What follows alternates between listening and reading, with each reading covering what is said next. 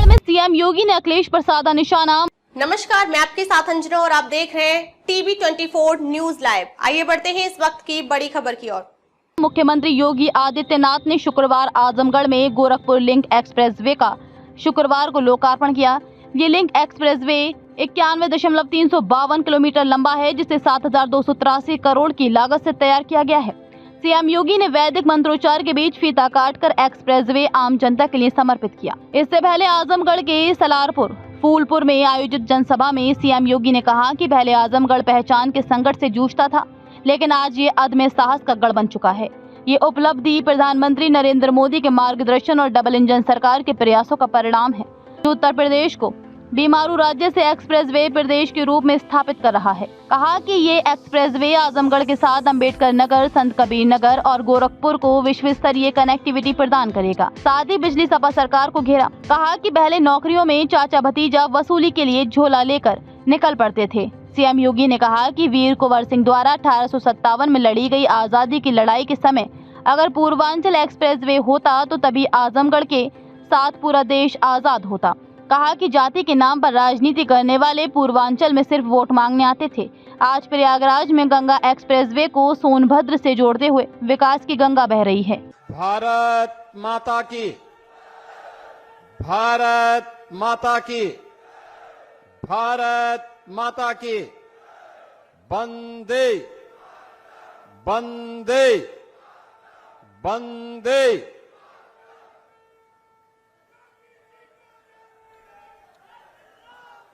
Purvanchal expressway के Gorakhpur link expressway के आज के इस लोकार्पण कार्यक्रम में समारोह में उपस्थित प्रदेश सरकार में मंत्रिमंडल के मेरे वरिष्ठ सहयोगी श्री स्वतंत्र देव सिंह जी, औद्योगिक विकास के मंत्री श्री नंद गोपाल गुप्ता नंदी जी, प्रभारी मंत्री आजमगढ़ से अनिल राजभर जी, इसी जनपद के सपूत प्रदेश सरकार में मंत्री श्री दारा सिंह चौहान जी, प्रदेश सरकार के खेल और युवा कल्याण विभाग के मंत्री श्री गिरीश चंद्र यादव जी, औद्योगिक विकास के राज्य मंत्री श्री जसवंत सिंह सैनी जी, मंच पर उपस्थित विधान परिषद के सदस्य श्री विजय बहादुर पाठक जी, राम सूरत राजभर जी, विक्रांत सिंह रेसो जी, आज के इस कार्यक्रम में उपस्थित पूर्व सांसद श्री दिनेश लाल यादव निरोहवा जी, पूर्व सांसद श्रीमती नीलम सोनकर जी, पूर्व सांसद श्री संतोष सिंह जी, पूर्वांचल विकास बोर्ड के पूर्व उपाध्यक्ष श्री नरेंद्र सिंह जी, पूर्व विधायकगण श्रीमती वंदना सिंह जी,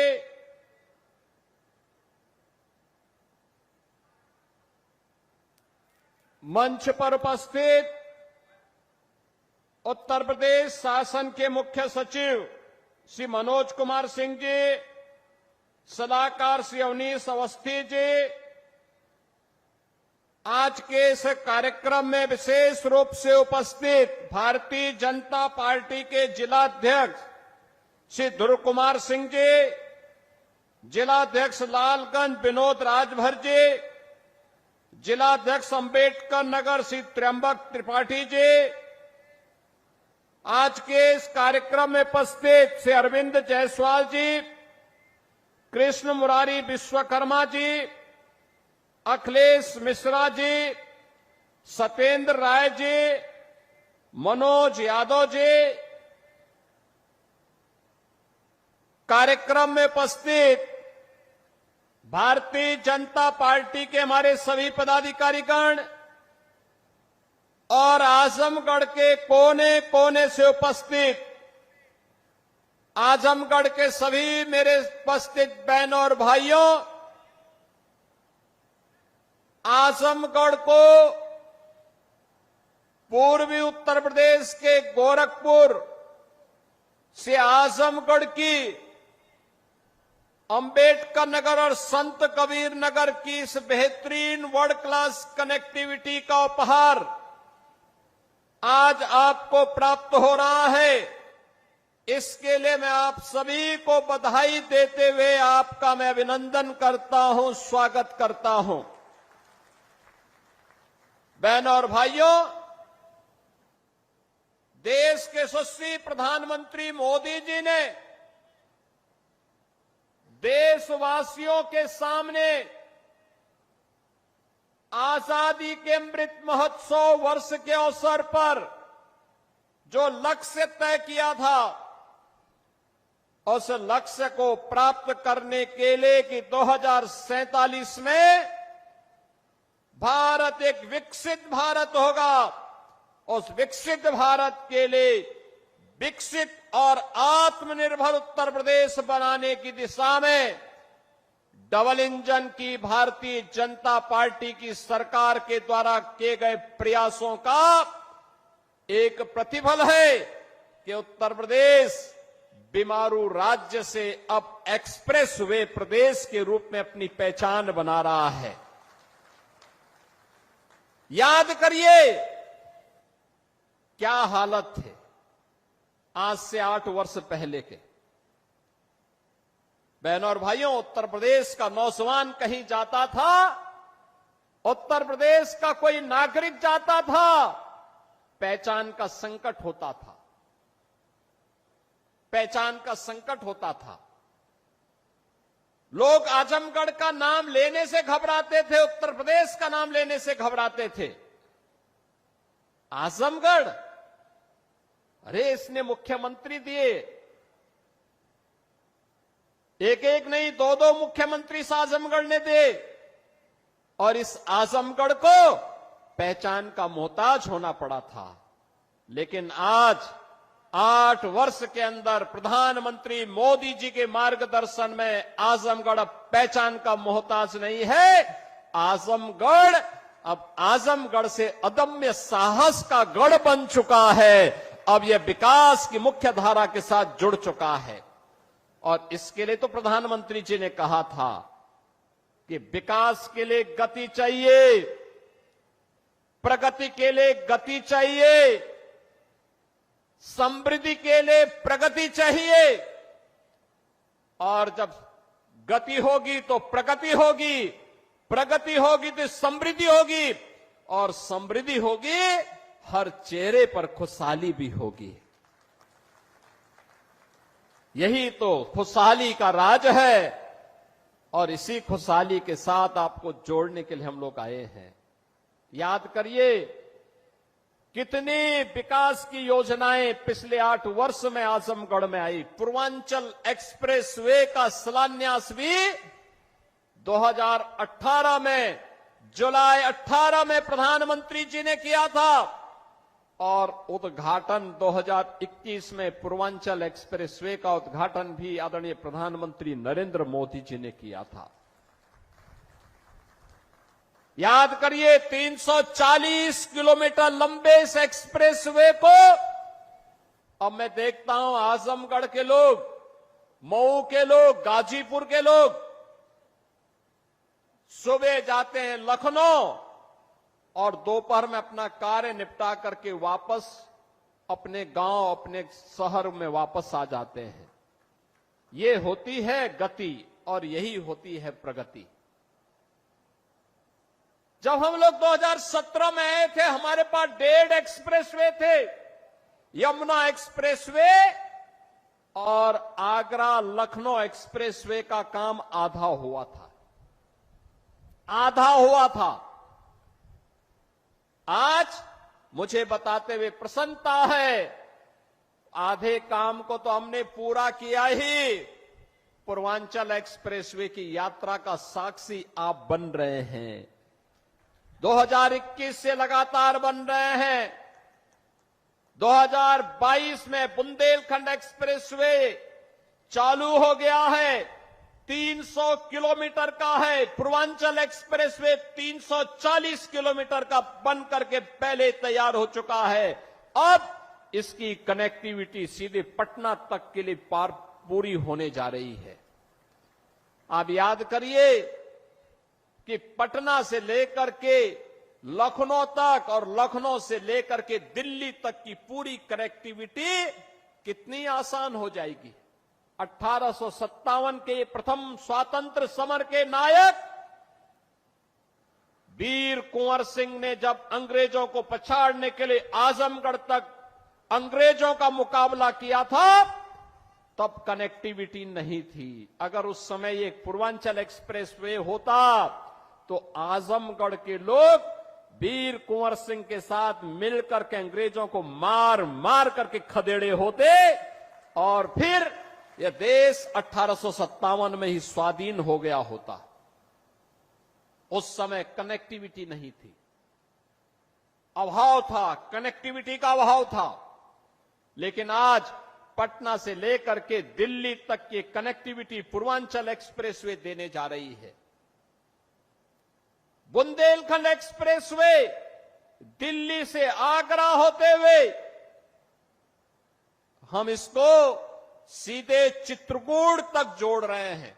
300 किलोमीटर का एक्सप्रेसवे बन चुका है, यातायात फराटा भर रहा है और आज 91 किलोमीटर का यह एक्सप्रेसवे 91 किलोमीटर का यह एक्सप्रेसवे आजमगढ़ से गोरखपुर की कनेक्टिविटी को पूरा करने जा रहा है। बीच में अंबेडकर नगर जनपद और संत कबीर नगर जनपद भी इसका लाभ प्राप्त करेगा। दिल्ली से मेरठ के बीच में एक्सप्रेसवे का निर्माण 12 लेन का एक्सप्रेसवे पहले ही प्रारंभ हो चुका है। एक्सप्रेसवे बनने के पहले दिल्ली से मेरठ की दूरी को तय करने में लगते थे 3 घंटे और आज एक्सप्रेसवे हो गया है तो मात्र 40 से 45 मिनट में इस दूरी को तय किया जा सकता है। बहनों और भाइयों, गंगा एक्सप्रेसवे लगभग 600 किलोमीटर लंबा बन रहा है। 600 किलोमीटर लंबा मेरठ से लेकर के प्रयागराज तक इसकी बेहतरीन कनेक्टिविटी हो रही है। इस वर्ष के अंत तक हम उसको भी आदरणीय प्रधानमंत्री जी के कर कमलों से लोकार्पित करने वाले हैं। लखनऊ से कानपुर के बीच का एक्सप्रेसवे, बलिया लिंक एक्सप्रेसवे और इस प्रकार के लगभग 6 एक्सप्रेसवे निर्माणाधीन हैं। शेष पर कार्य होने जा रहा है। यानी इंफ्रास्ट्रक्चर को इतना मजबूत कर देंगे कि उत्तर प्रदेश को समृद्ध होने से कोई रोक नहीं सकता है, कोई वंचित नहीं कर सकता है। और यही तो इस नए भारत के नए उत्तर प्रदेश की पहचान है, यही पहचान है। बहनों और भाइयों, पहले 2017 के पहले पता ही नहीं लगता था गड्ढे में सड़क है कि सड़क में गड्ढा है, ये पता ही नहीं लगता था। लेकिन अब गड्ढा मुक्त सड़कें, इंटर स्टेट कनेक्टिविटी 4 लेन के साथ, हर जनपद मुख्यालय 4 लेन की कनेक्टिविटी के साथ, हर तहसील और ब्लॉक मुख्यालय 2 लेन की कनेक्टिविटी के साथ। याद करिए 2017 के पहले 2 एयरपोर्ट थे, आज उत्तर प्रदेश के अंदर 16 एयरपोर्ट क्रियाशील हैं, जिसमें से 4 इंटरनेशनल एयरपोर्ट हैं। अयोध्या का इंटरनेशनल एयरपोर्ट महर्षि वाल्मीकि के नाम पर प्रारंभ हो चुका है। महर्षि वाल्मीकि के प्रति कृतज्ञता ज्ञापित करते हुए यह कार्यक्रम आज वहां पर सफलतापूर्वक संचालित हो रहा है। बहनों और भाइयों, विकास की इस रफ्तार को आगे बढ़ाने के लिए हमारे पूर्वी उत्तर प्रदेश के नौजवानों को, हमारे उत्तर प्रदेश के नौजवानों को नौकरी और रोजगार के लिए देश और दुनिया के अंदर न जाना पड़े, बल्कि दुनिया रोजगार मांगने के लिए उनके पास आए, इसके लिए औद्योगिक क्लस्टर इन एक्सप्रेस वे के किनारे ही विकसित किए जा रहे हैं। इन्हीं के किनारे विकसित किए जा रहे हैं। उद्योग यहीं लगेंगे, यहीं पे इसका लाभ मिलेगा। पहचान का मोहताज नहीं होना पड़ेगा। हमारे यहां के नौजवानों को उसी के गांव और उसी के क्षेत्र में नौकरी भी मिलेगी, रोजगार भी मिलेगा और आने वाली पीढ़ी को खुशहाल बनाने में और प्रधानमंत्री मोदी जी के संकल्प के अनुसार विकसित भारत के सपने को साकार करने का जो लक्ष्य उन्होंने हमें दिया है, उस लक्ष्य को प्राप्त करने में उत्तर प्रदेश अपनी भूमिका का निर्वहन करेगा। आज ये इंफ्रास्ट्रक्चर इसी बात को लेकर के आपको समर्पित किया जा रहा है। बहनों और भाइयों, विकास का कोई विकल्प नहीं हो सकता। जो ये लोग जाति के नाम पर बांटने वाले लोग हैं, ये वही लोग हैं जिनको सत्ता मिली थी, जाति के नाम पर तो बांटते थे, लेकिन जब सत्ता में आते थे तो सत्ता में आने पर तब ये लोग अपने परिवार की बात करते थे। अभी आप मुझे बताइए, 60,244 पुलिस भर्ती हुई है ना? आजमगढ़ के लोग भर्ती हुए हैं कि नहीं हुए हैं? मुझे बताओ, भर्ती हुए हैं ना? आप मुझे बताओ, किसी से कोई पैसा मांगा है क्या? कोई सिफारिश करवानी पड़ी है क्या? अरे हर जाति, हर संप्रदाय से जुड़े हुए लोग भर्ती हुए हैं और इसमें भी 12,045 केवल बेटियां भर्ती हुई हैं। 12,045 से उनकी ट्रेनिंग भी प्रारंभ होने जा रही है। यानी आज वे सभी लोग योग की ट्रेनिंग ले रहे हैं। कल वे योग दिवस के कार्यक्रम में भागीदार बनेंगे अलग अलग जनपदों में और परसों से उनकी ट्रेनिंग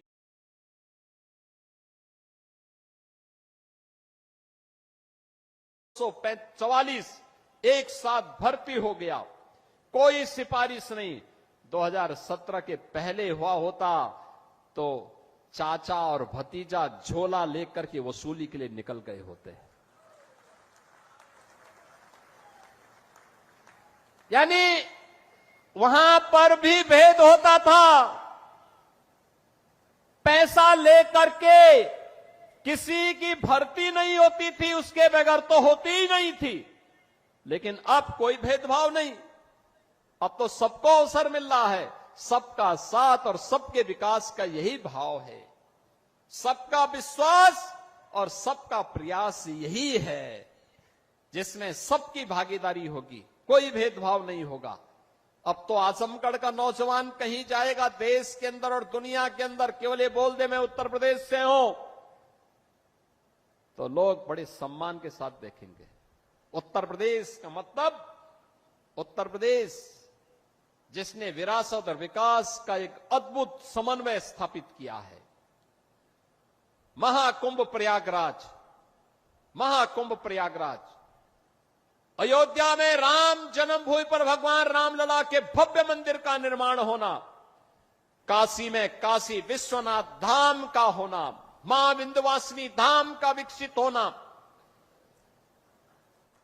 चित्रकूट धाम का विकसित होना, ये सभी आज एक नई पहचान दिला रहे हैं। और अब तो मथुरा वृंदावन की तरफ हम भिड़ चुके हैं। मथुरा वृंदावन में भी हमारा कार्य प्रारंभ हो चुका है। बहनों और भाइयों, ये पहचान है नई यूपी की। हम विरासत का भी संरक्षण करेंगे, विकास भी करेंगे। अपने इतिहास को, अपने पुराण को, अपनी परंपरा को विस्मृत करके विकास का कोई मायने नहीं। और ये विरासत है। हम राम और कृष्ण की परंपरा पर, भगवान विश्वनाथ की परंपरा पर, मां विंध्यवासिनी की परंपरा पर, रागे राघव की परंपरा पर, अयोध्या सिंह उपाध्याय हरिओद की पावन परंपरा को और महर्षि दुर्वासा की भी परंपरा को, बाबा भृगु की परंपरा को भी आगे बढ़ाने का काम करेंगे। अभी मैं अंबेडकर नगर गया था पिछले सप्ताह। अंबेडकर नगर, वहां पे शिव बाबा धाम में भी मैंने दर्शन किए थे और श्रवण धाम में भी मैंने दर्शन किया। क्या प्राचीन परंपरा है, क्या लोगों ने सजो करके रखी हुई है। अब इसका संरक्षण का दायित्व तो हमारे ऊपर है। अगर हम इसको संरक्षित नहीं करेंगे, आने वाली पीढ़ियां हमें क्या बोलेगी।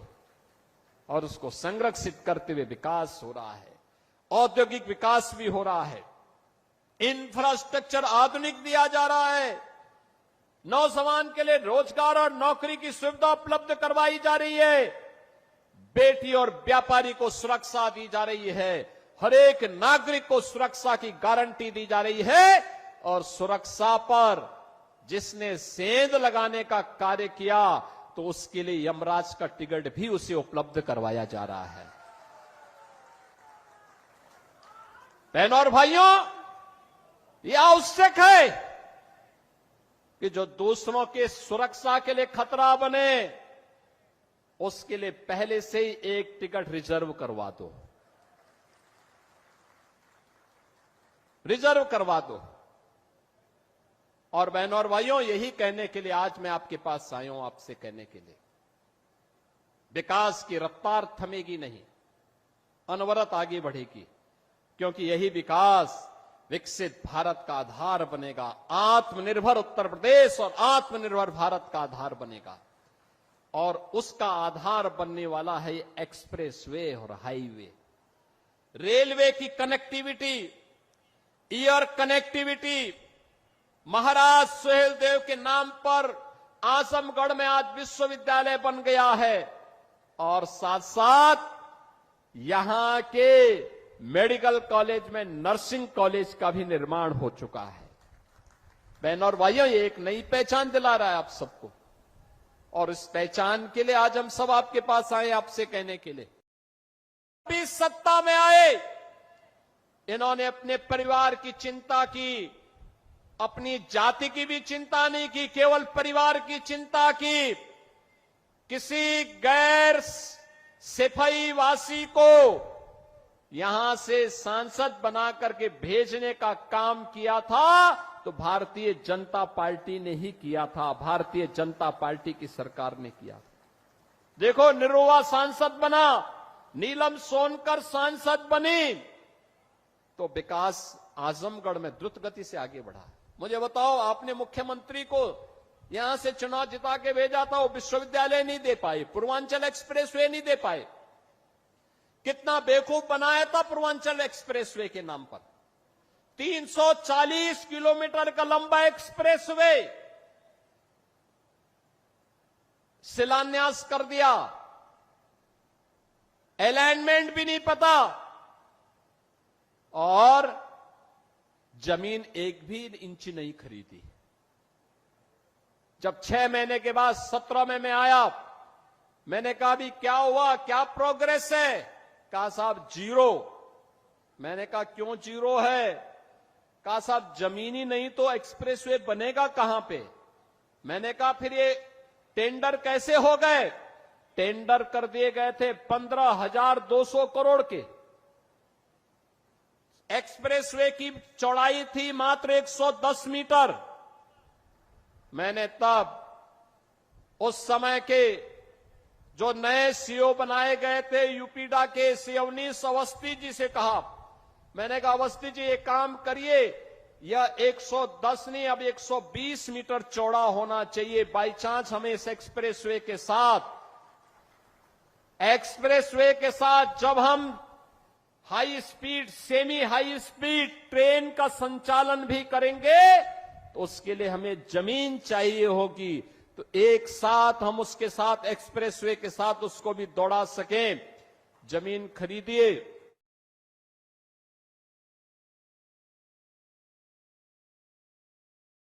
खबरों में अब तक के लिए बस इतना ही। फिर मिलते हैं एक ऐसी ही बड़ी खबर के साथ। तब तक के लिए नमस्कार और देखते रहिए टीवी 24 न्यूज लाइव। खबरों में अब तक के लिए बस इतना ही। फिर मिलते हैं एक ऐसी ही बड़ी खबर के साथ। तब तक के लिए नमस्कार और देखते रहिए टीवी 24 न्यूज लाइव। अगर आपको वीडियो पसंद आया हो तो लाइक करें व शेयर करें। ऐसे लेटेस्ट अपडेट पाने के लिए बेल आइकन प्रेस करना ना भूलें। अगर आप हमें फेसबुक या फिर इंस्टा के माध्यम से देख रहे हैं तो हमारे पेज को फॉलो जरूर करें। धन्यवाद।